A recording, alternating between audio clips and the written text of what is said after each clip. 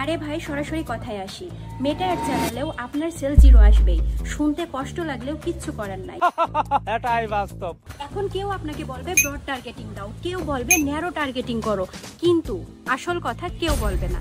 মেটা নিজেরাই রিসেন্টলি বলছে মানুষজন তাদের অ্যাপে যত সময় কাটায় তার 60% যায় ভিডিওতে, আর এর মধ্যে 50% রিল ফরম্যাট আর 10% অন্যান্য ফরম্যাট।